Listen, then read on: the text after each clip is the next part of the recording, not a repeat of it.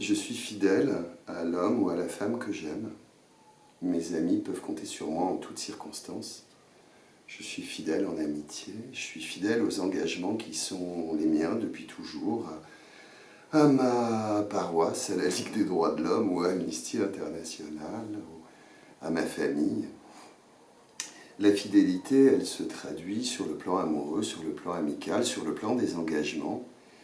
Et elle s'exprime soit en direction de l'autre, une fidélité au nom de valeurs, par exemple, comme peut le représenter le mariage. Cette fidélité, elle peut être également émotionnelle, de nature émotionnelle. L'autre prend une place telle que, forcément, je lui suis fidèle. Mais elle peut être tournée également envers soi-même. Être fidèle à ses propres besoins, être fidèle aux valeurs qui sont les miennes, et ce, dans le temps. Cette fidélité, elle est, me semble-t-il, tiraillée entre la permanence et l'impermanence. Permanence de ses besoins et désir d'être congruent, en accord avec ses propres besoins. Besoin de consonance sur le plan cognitif. Ce que je pense et ce que je fais doivent aller dans le même sens. Permanence en termes de sécurité pour soi et pour l'autre. Impermanence à côté parce que notre environnement change et parce que nos besoins évoluent avec le temps. La fidélité a évidemment une fonction utile, positive. Elle donne du sens, elle crée du lien, elle produit de la sécurité pour les autres.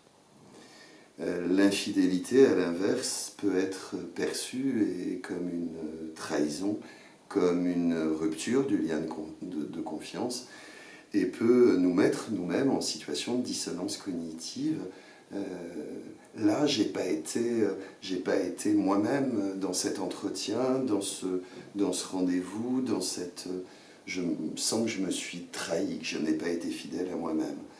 Donc on voit évidemment que la fidélité, que ce soit à l'autre ou à soi-même, a une fonction essentielle dans notre équilibre. Et c'est ce qui fait que nos infidélités, à un moment ou à un autre, peuvent nous mettre en difficulté, mal à l'aise vis-à-vis de l'autre, bien sûr, celui ou celle auquel on est infidèle, notre famille qu'on trahit à un moment donné, l'être aimé que l'on trahit à un moment donné, mais aussi nous mettre en difficulté vis-à-vis de nous-mêmes. Un dernier mot pour dire que ce terme de fidélité, quelquefois, est compris, et je pense qu'on est là sur le socle des difficultés. Cette fidélité peut être vécue à un moment donné sur le mode de l'exclusivité. Telle petite jeune fille de 13 ou 14 ans a une meilleure copine et ça lui est insupportable que sa meilleure copine ait d'autres copines qu'elle.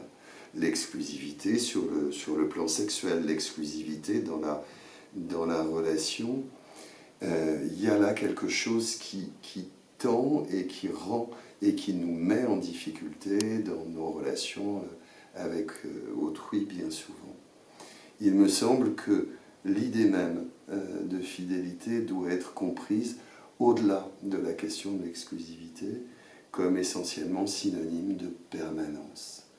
Je suis dans mes relations avec autrui, je suis dans ce que je suis moi-même, dans une fidélité amicale, amoureuse ou à mes propres valeurs, et ça participe de mon équilibre, et ça met l'autre ou les autres en situation de sécurité.